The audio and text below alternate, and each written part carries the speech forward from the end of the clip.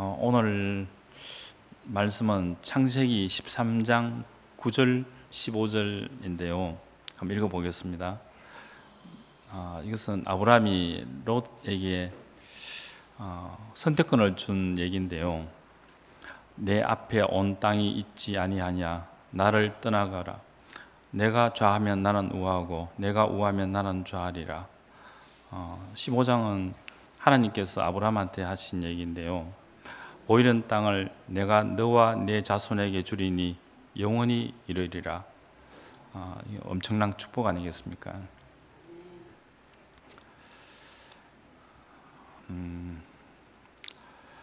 세상에서 가장 억울한 사람은 아마 예수님 아니겠습니까? 그 유대인에 의해서 붙잡히고 본디오 빌라도에게 로마 법정에서 십자가형을 받았었거든요. 근데 여기는 그 하나님이라는 게 안 나오거든요.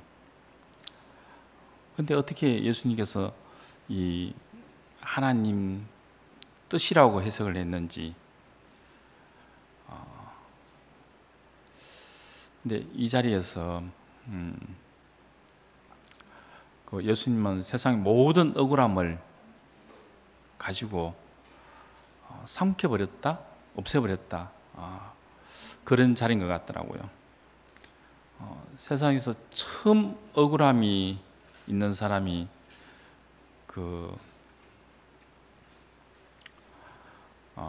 가인과 아벨 아닙니까? 그 가인은 가해자인데도 불구하고, 동생을 죽였는데도 불구하고 억울하다는 것이거든요. 왜냐하면 자기의 재물을 열람하지 않았기 때문에 분노했다 그랬지 않습니까?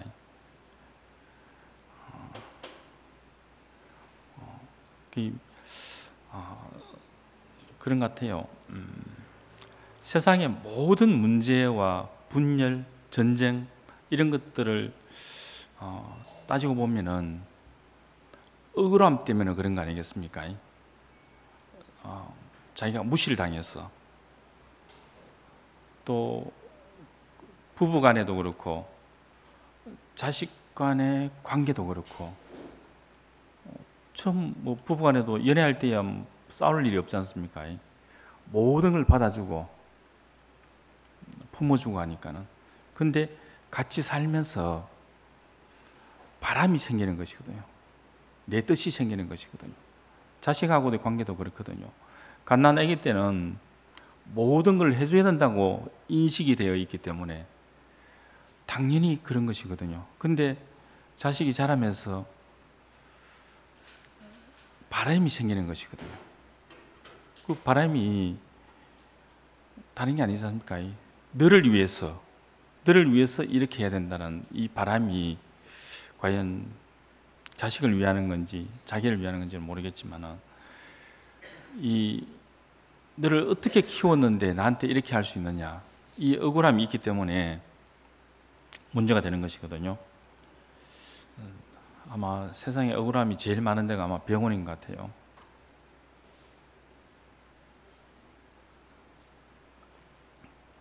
제가 병원에 있을 때 8인실인가 있었거든요. 근데 저는 이제 일반 병실이 아니고 중증 병실 그래가지고 위험한 사람들만 모아놓는 곳인데요. 문 딱 열면 의사가 있는 곳입니다. 간호사가 있고 의사가 있는 곳이고. 그래서 거기 출신은 다 되게 다 중환자실에서 온 사람들이거든요. 근데 들어보면은 다 억울해요. 뭐 남는 게 시간이니까 하루 종일 억울한 얘기를 하는 것이거든요. 심지어 자기가 음주 사고를 내는 사람도 억울하대요. 세상이 왜 이래가지고 내가 술을 먹게 만드느냐고. 그래서 모든 사람은 억울함을 가지고 하늘을 찌르고 있거든요. 저도 마찬가지였거든요. 이제 브레이크가 안 들어서 사고 났다 그러지 않습니까? 라이닝을 갈고 왜 브레이크가 잘 듣도록 안 해주느냐, 왜 이 브레이크를 외국 같은 경우는 라이닝을 갈면은 브레이크 잘 듣도록 딸토록 만들어 가지고 거기하고 딱 맞도록 해가지고 차를 출고시키거든요. 수리를 끝내거든요.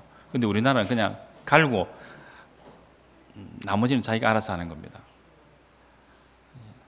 그리고 저도 고속도로에서 사고 났는데 아니 1차선에 화물차가 서 있었는 거예요. 거의 아니 멀리서 왔는데 비상깜빡이라도 켜놓든지 그러면 멀리서 보고 알지 않습니까? 브레이크가 안 들어도 서서히 줄이면 되니까는. 그런 이런 억울함들이 아니 법적으로는 사실 비상깜빡이 의무사항이 아니더라고요. 그냥 권고사항이더라고요. 해 떨어질 때쯤 돼가지고 커브 딱 틀었는데 1차선에 화물차가 딱 서가 있었는데 깜빡이를 안 켜놨는 게 억울하더라니까요. 어디 하소연 할 때도 없고 법적으로 따지도 안 되고 이런 것들이 이상하게 나를 얽마 매더라니까요. 제가 수술을 많이 한 이유도 다른 게 아닙니다. 그 119 구급대가 왔는데 저를 빼내다가 살을 많이 떨자 버리는 거예요.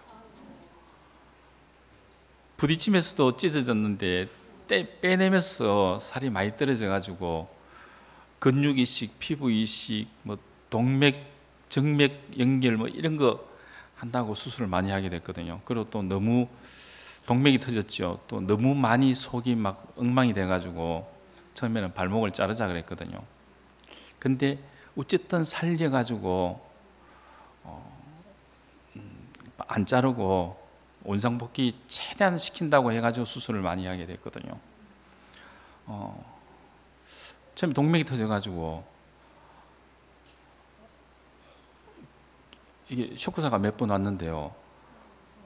한 2주 동안인가 그 헌혈 수혈 받는 거를 한 55개 썼더라고요. 나중에 영수증을 보니까요. 넣으면 나오고 넣으면 빠져나오고. 그래서 항상 이 발 쪽에는 피가 흥당해가지고 그렇게 한 2주 동안 있었거든요. 근데 은혜롭게 이 헌혈했는 분들이 자기 피를 빼는 거 아닙니까? 그분들이 아니었으면 제가 아마 없었을 것 같아요. 정말 예전에는 그렇게 신경 안 썼었는데 정말 존경스럽더라고요. 수술하는데 이 피가 없으면 수술을 못 하거든요.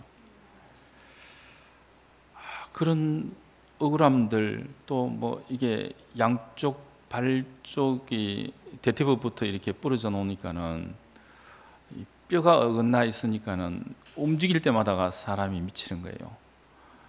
뭐 마약 진통제 해도 듣질 않더라고요. 그래서 이 기절을 여러 번 했는데 하도 그러니까는 거제를 입에 깨물고 있었거든요. 한 2달 있었는 것 같아요. 그 폐에 물이 차고 숨을 못 쉬어가지고 산소 끼고 있었고, 여러 가지 많은 것들이 억울하더라고요. 또 이게 수술을 많이 하다 보니까 수술 잘못해가지고 2번은 또 병원에서 실수를 해가지고 2번 더 하게 되었고, 이런 것들을 다 생각해 보니까는 인생이 너무너무 억울한 거예요. 근데 그게 끝나는 자리가 있더라니까요. 우리 인생 어디서 발견돼야 되느냐? 그 모든 억울함을 끝내는 예수님, 그 마지막 죽음의 자리에서 내 인생이 발견될 때 그 모든 게 잠잠해지더라고요. 그런 이런 육체적인 억울함도 있지만은 제가 가장 힘들었는 게 교회를 나가라 그랬을 때 제가 가장 힘들었거든요. 그것도 몇 년 동안 3년인가 그렇게 너무너무 억울했거든요. 자다가도 벌떡 일어나고. 근데 그 끝나는 자리에서 내 뜻대로 말고 아버지 뜻대로 하는 이 예수님의 자리와 내 자리가 하나가 됐을 때 그 억울함이 그 순간이 끝나더라니까요. 그래서 인생은 어디서 발견돼야 되느냐? 예수님이 끝난 자리, 그 죽음의 자리에서 우리 인생이 발견되고, 그 자리가 나의 자리가 되었을 때 모든 억울함이 막을 내리더라고요. 근데 이상하게 딱 그렇게 되고 나니까요, 가장 힘든 중환자실이 세상에서 가장 편한 자리가 되더라고요. 실질적으로 그 중환자실 침대가 한 500만 원 간다 그러더라고요. 그 비계가 필요 없어요. 그만큼 편안하고 또 많은 장비들이 걸쳐 있었고, 또 저만 바라보는 간호사가 있었거든요. 2교대로 24시간 저를 지켜보고 측정하고 있는 그분이 있었는데, 중환자실에서 제가 할 게 아무것도 없어요. 근데 세상에서 가장 편한 자리가 중환자실이더라고요. 예수로 인해서 가장 힘든 자리가, 그런데 이상하게 그게 바뀌어지더라고요.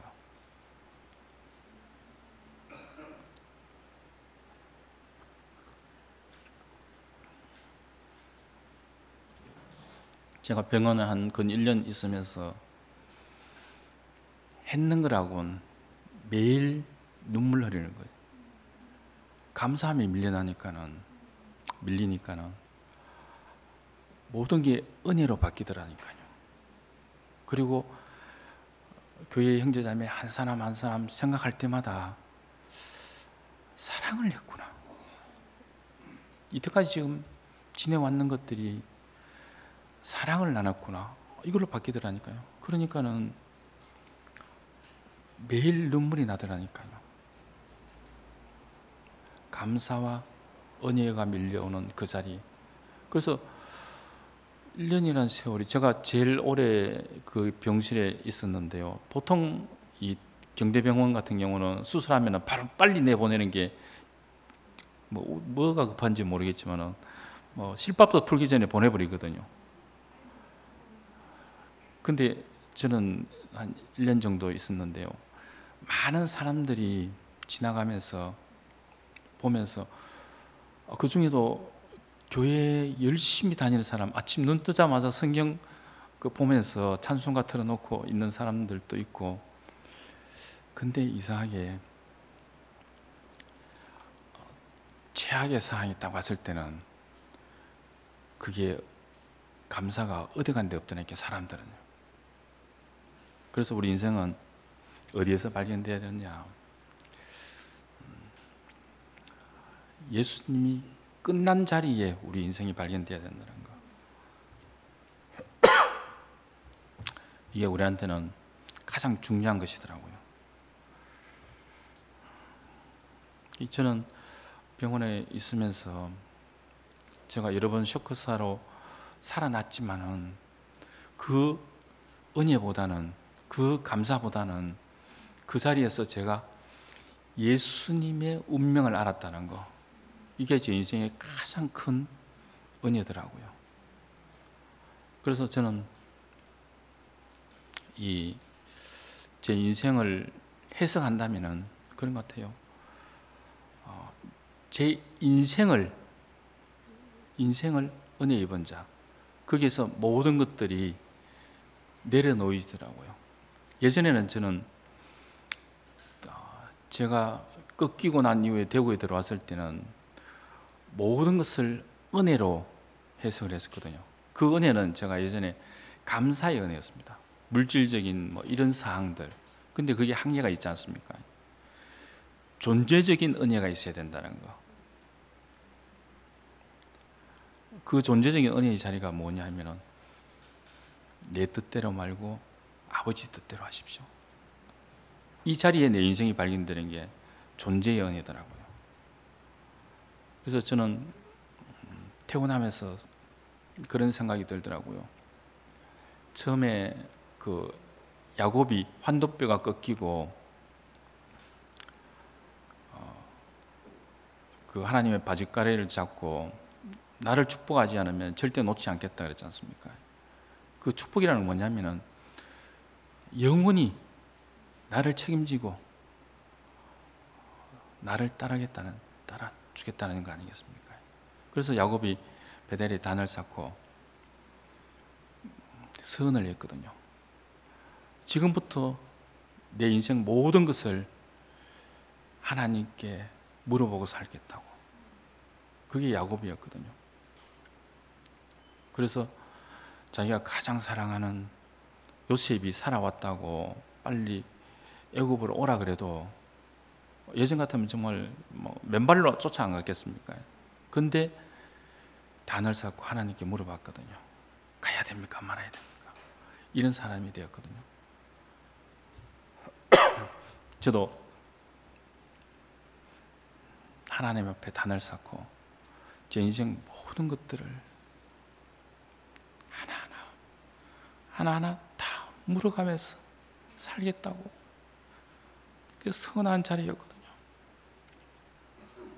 그리고 이 선을 절대 잊지 않고 영원히 기억하도록 제가 걸을 때마다, 다리를 저을 때마다 항상 기억나도록, 이게 제 인생의 감사더라고요.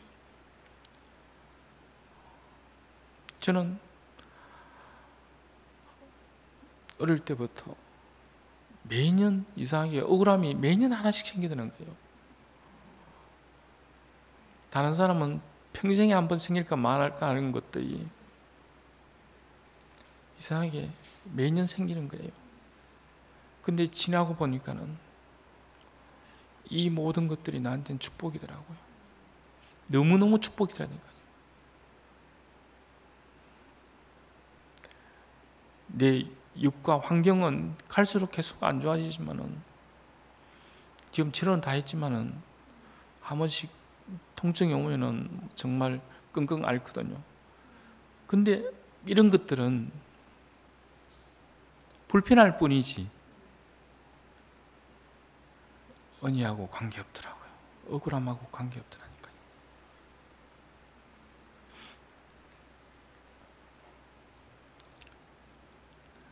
그래서 인생은 어디서 발견돼야 되느냐? 예수의 운명 안에서. 그게 우리가 결국 가야 될 길이고 살아야 될 자리가 아니겠습니까? 저는 탕자 얘기를 너무너무 좋아하거든요. 제 인생을 보는 것 같아가지고. 탕자 형이 얼마나 억울했습니까? 자기는 정말 닭도 한 마리 안 잡아주는데 아들은, 탕자는 모든 걸 다 탕진하고 왔는데도 잔치를 베풀었지 않습니까? 그게 너무너무 억울했는 거예요. 근데 끝나는 자리가 있다니까요. 아버지의 마음을 알 때, 만날 때. 그 탕자가 처음에 그랬지 않습니까? 자기 스스로 산속을 미리 받아서 가지는 않았을 겁니까? 그 얘기를 어떻게 알았겠습니까? 누가 옆에서 얘기를 했는 거 아니겠습니까? 저는 이 에덴 동산에서 선악과를 먹는 게 탕자한테 그대로 적용된다고 생각이 들어요. 누가 네 거 아니냐? 네가 받아가지고 다 네 마음대로 살아야 되는 거 아니냐? 누가 그런 얘기를 분명히 했을 거 아니겠습니까? 그 얘기를 듣고 아버지한테 요구했는 거 아니겠습니까? 거기서 아버지 죽음이 문제 있었거든요. 처음에는 말렸겠죠. 근데 안 된다고 생각하니까는 다 내어줬지 않습니까? 그 마음이 자기가 끝나는 자리에서 아버지 집이 생각나는 거 아니겠습니까? 그래서 자기가 끝나는 그 자리가 뭐겠습니까? 집에서 가장 자기가 있을 때 비천하게 생각했는 그 종, 짐꾼이라도 좋으니까는 아버지 집에 살면 너무너무 좋겠다고. 그것도 아버지가 허락하지 않으면 들어가지 않겠다 그랬지 않습니까? 저는 어릴 때 저희 전도사님이, 제가 수성동에 살았는데 옆에 수성고아원이 있었는데요. 그게 부모님이 내버렸는 분이 저희 전도사님이었거든요. 곱추였는데 자기 언어를 보태서 그 얘기를 하셨거든요.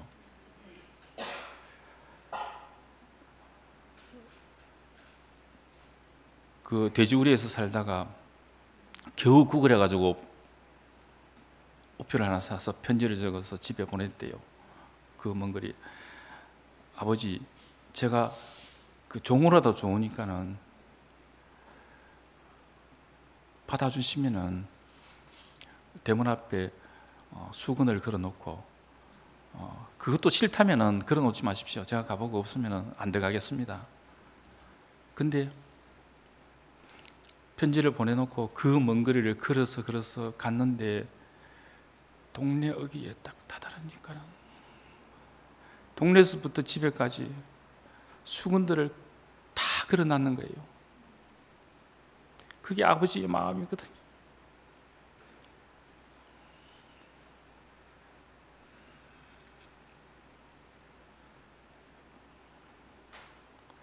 제가 거기서 제 인생이 발견되었거든요. 이 종이 뭐겠습니까? 주인이 시키는 대로 다 하겠습니다. 그 자리거든요.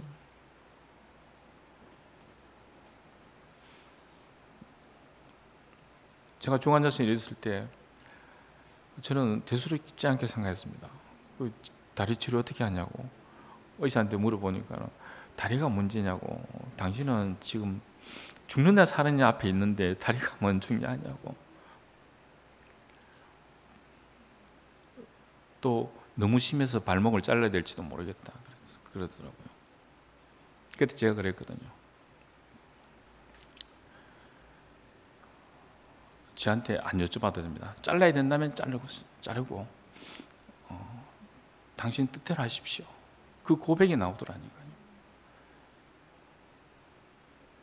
그리고 수술하는 거 어떻게 한다는 거 얘기 안 해도 됩니다.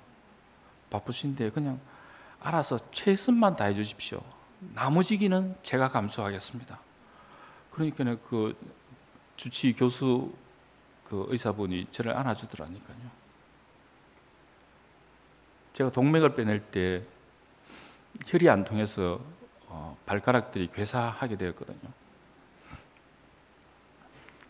저는 진짜 수술하러 가면서 몇 개 잘랐는지를 몰랐어요. 의사도 얘기 안 해주고 저도 하지 말고 그냥 알아서 하라 그랬거든요. 근데 나중에 소독할 때 보니까는 3개가 잘린지 알았어요. 근데 너무너무 편해요, 병원 생활이. 왜냐하면 다 맡겼으니까. 당신 뜻대로 하십시오. 이게 인생이 평안과 안식이 다른 게 아니더라고요. 나를 내려놓을 때 되어지는 것이거든요. 어떻게 해야 된다는 게 아니거든요. 예수님이 그랬습니다. 아버지의 뜻대로 죽음의 길이라도 가는 것은 아닙니까? 그 자리에 제 인생이, 우리의 인생이 발견된다면 호련히 다른 삶으로 살아가는 것이더라고요. 그래서 탕자가 돌아와서 자기가 끝난 자리 아닙니까? 주인이 시킨 대로 다 하겠습니다가 그게 종의 자리 아닙니까? 아버지를 떠나는 자리는 죽음이거든요. 그래서 아버지는 돌아왔을 때 살아왔지 않느냐 그랬거든요. 전시 때 군인은 탈영하면은 군인 누구든지 적결 처형을 할 권한을 줬거든요. 누구든지 간에. 그 탈영하는 그 순간, 부대를 떠나는 그 순간에 자기는 죽음이거든요. 적을 만나도 죽고 아군을 만나도 죽고. 근데 전시 때만 다시 돌아오면은 아무 죄도 묻지 않고 다시 군인의 자리로 총 주고 먹을 거 주고 심지어 방독면까지 줍니다. 다시 살아나는 거 아니겠습니까? 탕자가 다시 돌아왔지 않습니까? 아버지께로. 이게 인생의 축복된 자리거든요. 이 자리를 부르시기 위해서 하나님이 아들인 예수를 보내신 거 아니겠습니까? 또 그 길을 이루기 위해 가지고 우리를 위해서 죽으신 거 아니겠습니까? 저는 탕자의 일을 보면은 그래요. 다시 아들의 자리라는 게 자기한테는 넘치고 넘치는 은혜거든요. 자기는 종으로 왔으니까. 그것도 과분하게. 근데 가만 생각하면 원래 아들이었거든요.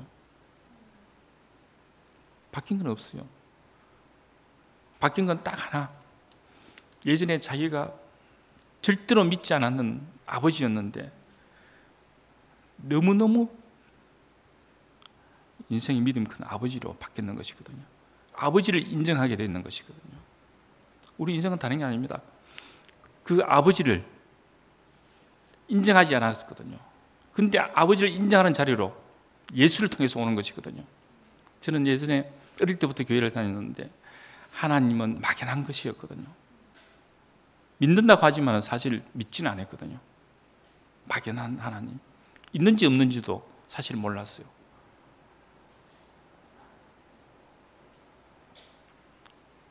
그래서 제가 종교에서 떠났다고 그랬거든요. 처음 제가 어떻게 교회를 왔냐면, 저는 종교부였는데 우리 학교 고등학교 때 자길이 형이 종교부 수업 일찍 끝내고 손 들어보라 그래서 뒤에서 그 성경 얘기를 했었거든요.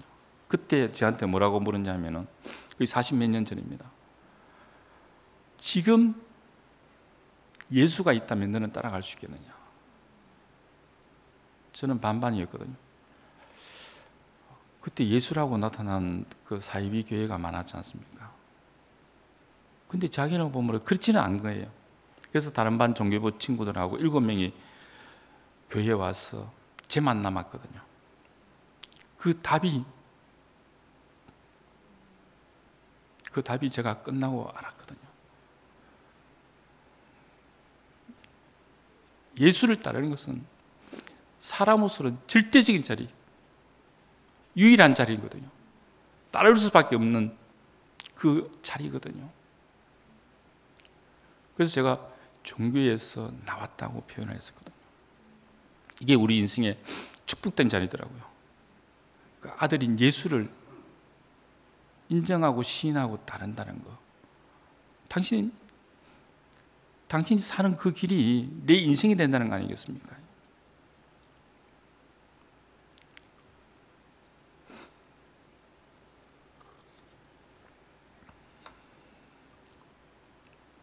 그래서 탕자를 보면은 그래요. 주인과 종으로 처음 왔지 않습니까? 그 다음에 아들의 자리로 있습니다. 아버지와 아들의 자리로 관계로 바뀌었거든요. 근데 그 은혜가 넘치고 넘쳐가지고 신랑과 신부로.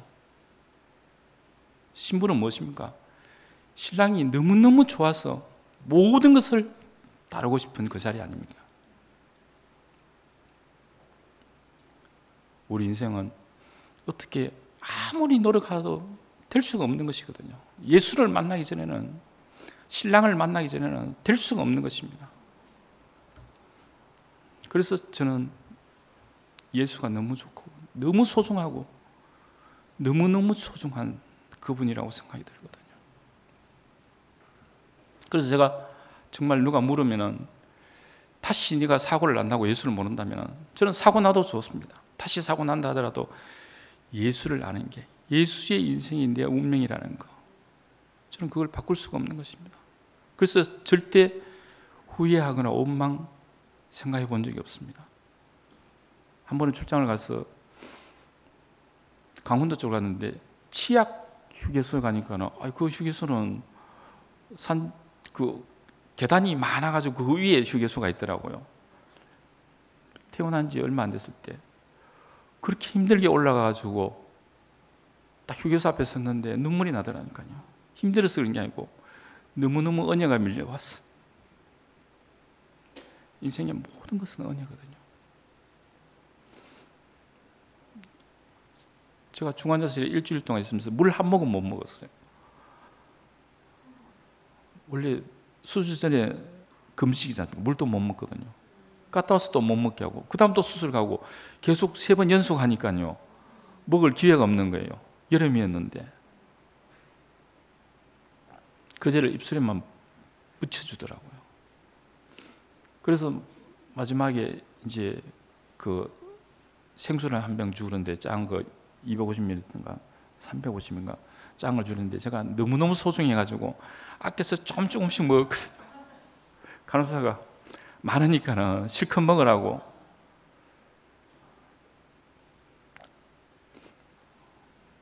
어디에 따라가지고 인생의 모든 게 은혜고 감사가 될 수 있는 겁니다. 당자는 뒤에 얘기 안 나오지만은 정말 다른 사람이 와서 아무 이유 없이 뺨을 때리더라도 너무 기쁠 것 같아요. 억울함이 한 개도 없을 것 같아요. 세상에 없는 은혜를 받았기 때문에. 하나님은 우리를 위해서 있는 거 아닙니까?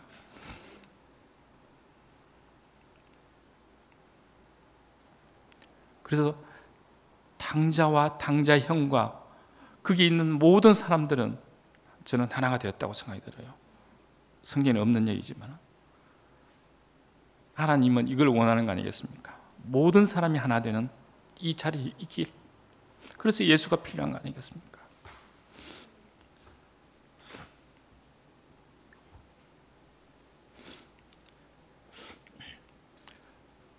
저는 용접을 여러 가지를 많이 하거든요. 전자를 했기 때문에 납땜도 하고 기계를 만들기 때문에 스텐 용접도 하고 또 쇠 붙이는 CO2나 뭐 전기 용접 다 하거든요. 이 용접은 그렇습니다. 서로 같은 모재를 다른 모재를 놓고 하나 되게 하는 것이거든요. 그때 용접봉이 녹아서 들어갑니다. 자기 죽음으로. 이게 예수가 아니겠습니까? 우리 인생은 그런 것 같아요. 예수님이 어디로 부르시냐? 나를 그 죽음의 길로, 연합의 길로, 하나 되는 길로, 이 길로 부르는 거 아니겠습니까? 근데 거기에 끝난다고 생각들지만은 영광이 있는 것입니다. 이게 복음 아니겠습니까? 우리는 끝난다고 생각하지만은 제가 영천에서 할 때 그랬거든요. 저희들 새마을 공장을 샀는데 그게 하필 그 복숭밭 중간에 공장에 있는 걸 샀었거든요. 그래서 주인이 복숭나무를 엄청 좋아하고 또 다른 군데도 그 농사를 많이 짓고 있는데요.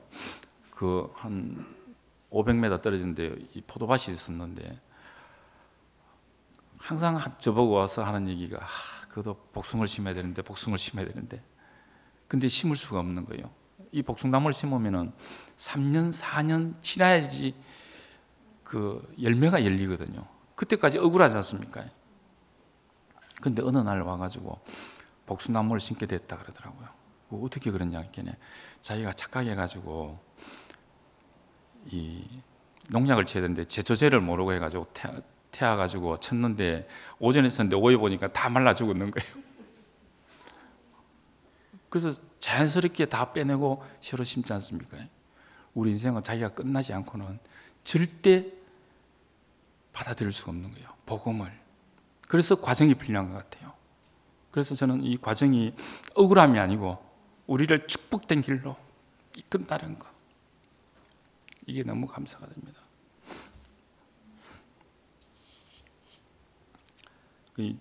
저는 그 농사 짓는 것들을 좋아하고 또 그런 것들도 많이 보고 하거든요. 그래서 한번 그 기술연구센터에서 수박 농사 짓는 사람들을 모아놓고 이제 교육을 시키는 걸 제가 봤는데요. 이 수박은 그냥 모종을 심는 게 아니고요. 박을 키워가지고 수박 위에 접을 붙이거든요.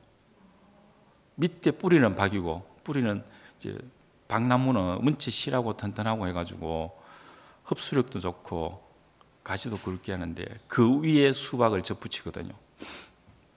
근데 어떠한 사람이 묻더라고요. 선생님, 저는 시킨 대로 했는데 박이 열리더라 그래요. 한쪽은 수박이 열리고 한쪽은 박이 열리더라 그래요. 도대체 어떻게 됐느냐고. 그 지도 교수님께서 얘기하시는 게 접붙이기 전에 잘라내지 않습니까? 위에요. 그걸 자르는데 눈이 있는 걸 놔두고 위를 잘라가지고 붙여놓으니까 그 밑에 눈은 박이 나는 거예요. 그 위에는 수박이 나고. 우리 인생 그렇거든요. 하나님 앞에 내 모든 것을 내려놔야 되는데 내 어떠함을 남겨놓고 가면은 다시 아담이 나오는 것이거든요. 그래서 예수님이 우리한테는 소중한 것이거든요. 부자도 와서 그랬지 않습니까? 어떻게 하면 천국에 갈 수 있냐고. 네 가진 것을 다 팔아서 이웃에 나눠주고 너는 나를 따라라. 네 것 한 개라도 가지고 오지 말라는 것이거든요. 하나님 나라는 것이거든요. 우리의 생각을 하나라도, 한 점이라도 가지고 간다면은 그건 천국에 들어갈 수 없고 아버지를 만날 수 없는 거 아니겠습니까? 그렇거든요. 그 에드벌룬 그 열기구 있지 않습니까? 그 여기는 그 많이 보편화되어서 많이 타는데요. 그 열기구가 어떻게 나냐면요. 자기가 이것도 필요하고 저것도 필요하고 다 챙겨가면은 그게 날습니까? 무거워서 날 수가 없지 않습니까? 올라가지를 못하거든요. 자기 걸 놔두고 타야 되거든요.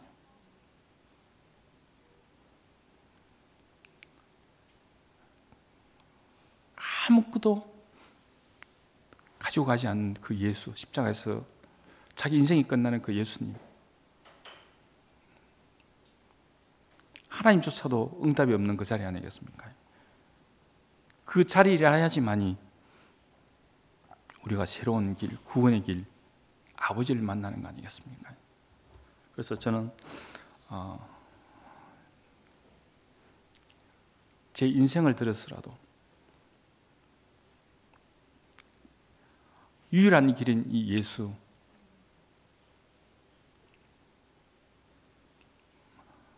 이 얘기를 하지 않을 수가 없는 것입니다.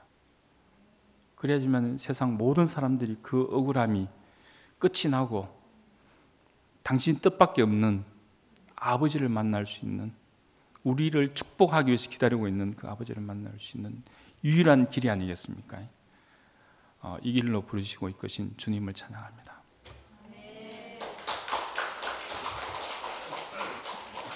기도하겠습니다. 감사하신 하나님, 세상의 모든 억울함을 가지고 원망하다가 죽을 인생을 당신의 아들인 예수를 보내시어 억울한 인생에서 감사하는 인생으로 복의 근원으로 부르심을 감사합니다. 이 복의 근원인 예수 그리스도를 깊이 더 알고 따르기를 소망합니다. 예수님의 이름으로 기도드렸습니다.